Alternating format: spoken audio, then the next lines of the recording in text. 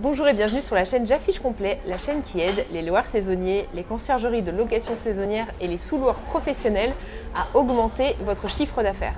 Aujourd'hui, je reçois pour la seconde fois sur la chaîne Dimitri. Bienvenue Dimitri. Merci Elise. Dimitri Boujard d'ailleurs, maître Boujard, qui est avocat investisseur. Voilà, tout à fait. Depuis une vingtaine d'années, Ouais.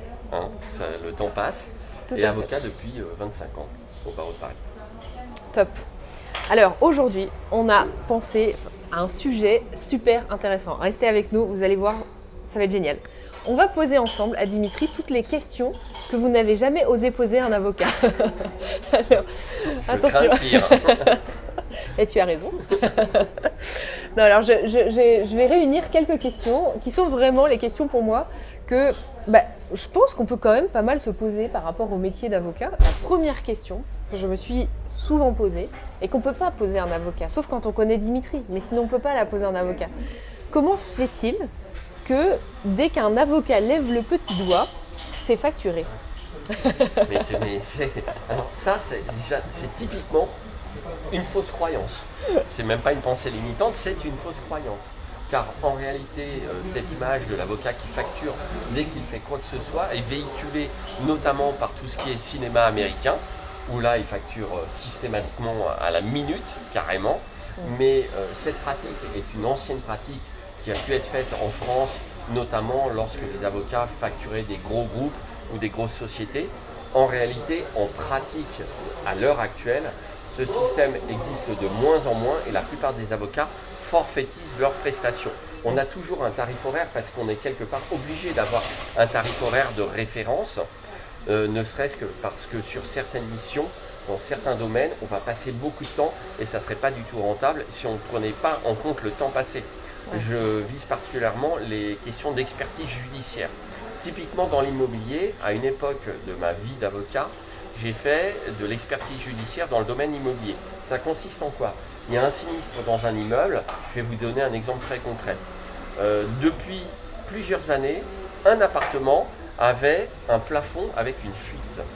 D'accord? Donc on va se dire, ok, c'est pas très compliqué, on va voir d'où vient la fuite. Oui, mais déterminer d'où vient une fuite d'eau, c'est parfois la croix et la bannière. Donc on a dû faire diligenter une expertise judiciaire. Et croyez-moi ou pas, il a fallu aller 4 fois sur place pour arriver à déterminer l'origine de la fuite. Alors qu'est-ce qu'on a fait? On a même été, c'était un appartement en rez-de-chaussée, on a même été jusqu'à mettre en eau le toit de l'immeuble, 4 étages plus haut, avec des colorants pour voir par où passait l'eau. Ouais. Et en réalité, ce qui s'est passé, c'est qu'en montant dans les étages, on a vu une tache suspecte dans le couloir, dans les parties communes, au niveau de l'appartement. Et en fait, c'était sous la baignoire, une petite fuite, mais qui n'apparaissait nulle part, et qui, parce que ça passait dans les planchers, se répercutait à l'extrémité opposée de l'appartement. Ouais.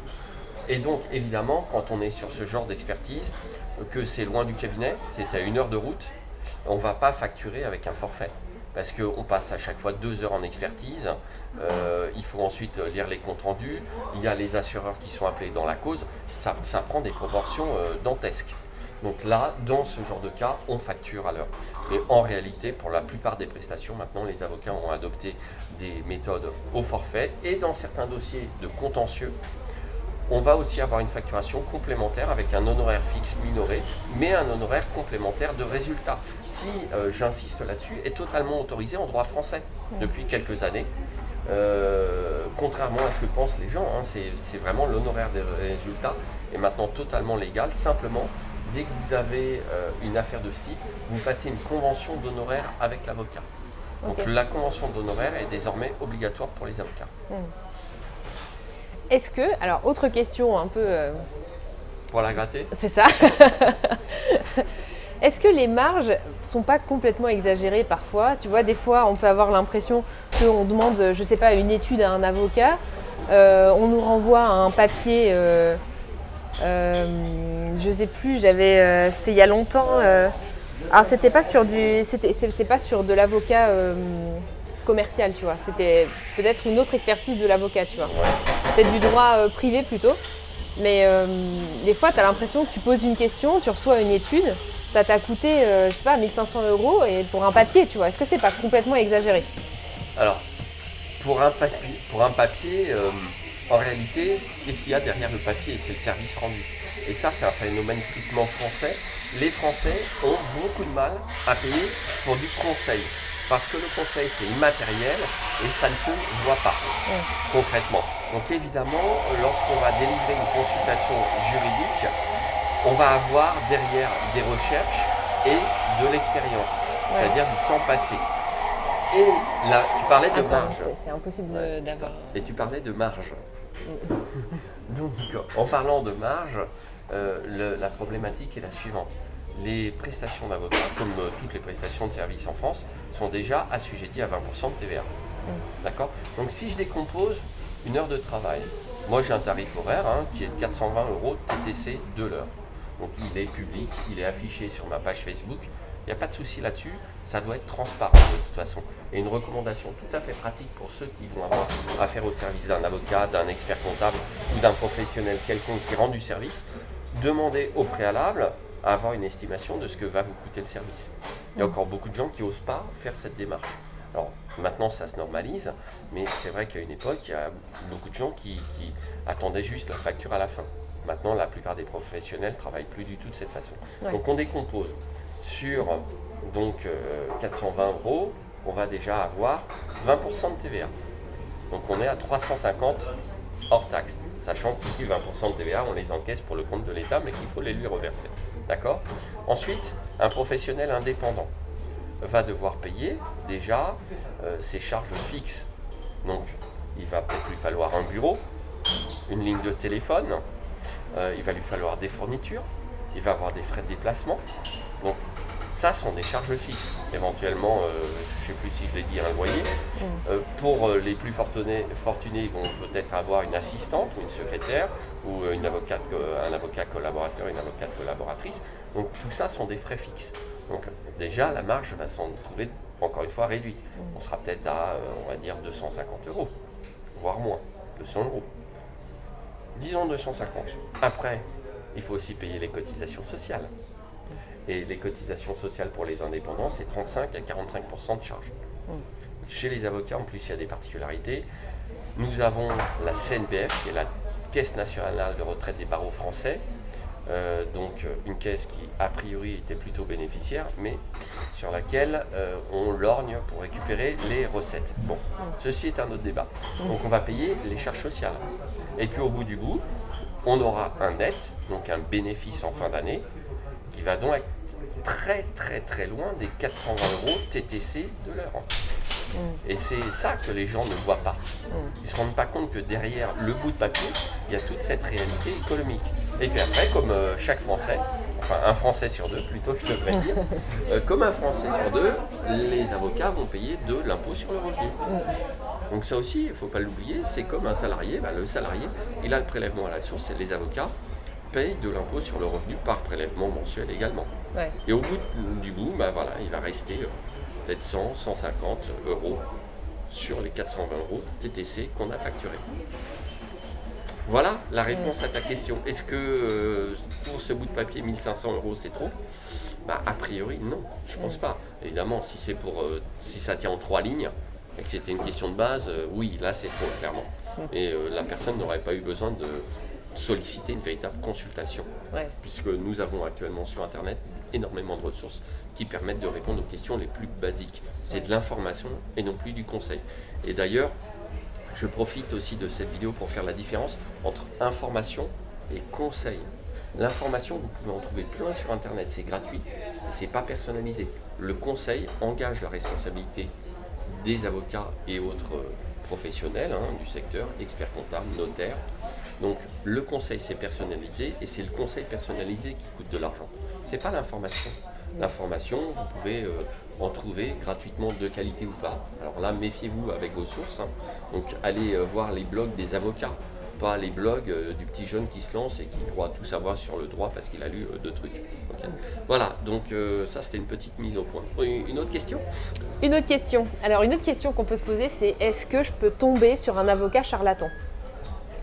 Est-ce que c'est possible? Parce qu'on Qu'est-ce que pourrait c'est se dire, qu'un tu vois, avocat charlatan? entité d'État, etc., métier reconnu, enfin il faut quand même tout le monde, Il tu faut vois. être inscrit à l'ordre. Donc effectivement, vous pouvez déjà très facilement vérifier si la personne est inscrite à l'ordre des avocats. Vous avez des annuaires pour chaque barreau. Donc vous tapez dans Google, annuaire du barreau, par exemple, de Rouen. Et vous allez arriver sur l'annuaire, vous allez taper le nom de l'avocat. S'il n'est pas avocat, il n'y aura pas son nom. Ou alors vous passez un coup de fil. Alors attention, il y a certaines personnes qui ont tendance à laisser penser qu'elles sont avocats sans être inscrits au barreau. Et ça, c'est vraiment tendancieux, puisque ne peuvent délivrer de conseils juridiques à titre rémunéré et habituel que les professions réglementées, c'est-à-dire les professions inscrites à un ordre. Donc l'ordre des avocats, les huissiers, l'ordre des notaires, les experts comptables, c'est vraiment les professions, les conseils en gestion de patrimoine qui sont astreints aussi à des obligations, mais eux c'est vraiment à titre annexe de leur activité principale. Ils ne sont pas là pour vous délivrer de véritables consultations juridiques. Par contre, dès que vous avez affaire à des gens qui ont peut-être des diplômes mais qui ne sont pas inscrits, là c'est vraiment limite. Pour moi, c'est l'exercice illégal du droit, voire de la profession d'avocat. Et le travers qu'il y a avec ça, c'est que ces gens-là n'ont a priori pas d'assurance responsabilité civile professionnelle. Et oui, ils ne sont pas inscrits à un ordre. Donc ils vont payer moins de cotisations, ils vont faire plus de marge, mais ils sont couverts par rien et vous non plus. Donc si la personne vous raconte n'importe quoi, parfois à des tarifs assez exorbitants, eh bien, vous n'avez aucun recours. Ok. Donc il faut aller sur le site de l'ordre et vérifier qu'on a bien le nom de la personne. Exactement, tout à fait. Ok, ça c'est une bonne garantie en effet. Et c'est assez simple de faire ce type de vérification. Oui, c'est ça, c'est accessible publiquement. Alors, autre question que je pense beaucoup de personnes se posent, est-ce que les avocats sont pleins aux as? J'aime bien l'expression, je ne vais pas sortir de liasse de billets de ma poche malheureusement. Ah bon? Non, c'est fini. C'est fini le cash. Donc concrètement, est-ce que les avocats sont pleins aux as? En d'autres termes, je vais reformuler ça. Est-ce que les avocats gagnent bien leur vie? Et là, je vais faire une réponse de Normand, ça dépend en réalité. Il faut savoir que sur Paris, il y a plus de 30 000 avocats et j'avais lu dans une revue juridique il y a maintenant 2 ou 3 ans de cela que 1/3 des avocats gagnaient moins que le SMIC. Donc ça vous donne quand même une petite idée d'une certaine paupérisation de cette profession. À l'autre extrémité, vous aurez quelques avocats qui gagnent extrêmement bien leur vie, et notamment les avocats associés des grosses structures, souvent anglo-saxonnes, de cabinets d'avocats. Ou alors un gros cabinet comme Gilles Loiret Noël, où là, les avocats associés gagnent très très bien leur vie. Et entre les deux, vous avez plein de petits cabinets, voire de cabinets de taille moyenne, où certains avocats sont bien payés, et où d'autres avocats vont avoir du mal à joindre les deux bouts. Alors quid des avocats indépendants? Parce que au fil du temps, il y a une époque où il y avait beaucoup d'avocats indépendants et maintenant l'exercice va peut-être être remodelé par les possibilités qu'offre Internet pour les avocats indépendants. Mais sinon, supporter des charges structurelles importantes pour un avocat indépendant, ça devenait compliqué quand même. Maintenant, c'est vrai qu'avec les moyens dont on dispose, notamment informatiques, les avocats indépendants peuvent tirer leur épingle du jeu. Ceci étant, il ne faut pas se leurrer, la profession d'avocat n'offre aucune barrière à l'entrée. Il suffit d'avoir les diplômes et donc de réussir ses examens, très concrètement. Il n'y a pas de numerus clausus non plus, deuxième point, et les honoraires sont libres. Donc les petits jeunes qui arrivent sur le marché peuvent être tentés de casser les prix, d'offrir des prestations vraiment pas chères, histoire d'avoir de quoi manger, il faut être un petit peu concret, et de casser les prix. Et donc ça tire tous les prix vers le bas. Après, des avocats qui ont un domaine d'expertise spécifique, des compétences spécifiques, vont pouvoir valoriser leurs compétences et leur expérience pour pouvoir afficher des tarifs que les gens vont accepter, très concrètement. Et parmi les critères de détermination des honoraires des avocats, vous avez des choses qui sont parfois un petit peu surprenantes. Il y a l'expérience de l'avocat, sa notoriété, sa compétence, sa durée d'exercice, mais il y a aussi par exemple la situation de fortune du client. Et ça, c'est en noir sur blanc dans le code de déontologie des avocats. Donc on doit tenir compte aussi de la situation de fortune du client pour le cas échéant modérer le tarif. Et il existe aussi des systèmes un petit peu pour aider les gens qui ont peu de ressources pour les avocats, pour les gens qui ont peu de ressources, pour se payer un avocat, l'avocat va être rémunéré en tout ou partie par l'État. Alors évidemment, les rémunérations offertes par l'État sont ridiculement basses et c'est pas avec ça qu'un avocat va bien gagner sa vie. Donc les situations sont très disparates et je casse un peu cette image. Dans l'esprit de la plupart des gens, c'est vrai que les avocats gagnent très bien leur vie, ce qui en réalité, pour une partie d'entre eux, n'est absolument pas le cas. Et après la dernière crise qu'on a connue, en réalité, j'avais lu une statistique comme quoi 25% des avocats pensaient à carrément quitter la profession. 25%? Ouais. Ah ouais, c'est énorme. C'est énorme. Une personne sur 4, quoi. Voilà, c'est ça. Ah ouais, d'accord. Ok. Donc j'espère que j'ai répondu amplement à la question. Génial. Franchement, merci Dimitri d'avoir répondu à ces questions au poil à gratter, comme on a dit. Merci beaucoup. Avec plaisir. C'était vraiment intéressant. Et écoutez, si vous avez aimé cette vidéo, eh bien, moi ce que je vous propose, c'est de vous abonner. Vous pouvez aussi nous rejoindre sur le groupe Facebook Location saisonnière, prix et maximisation du chiffre d'affaires. Vous pouvez retrouver Dimitri sur sa chaîne YouTube. L'avocat investisseur, tout à fait. L'avocat investisseur, ainsi que sur ton groupe Facebook. Jurissimo Invest.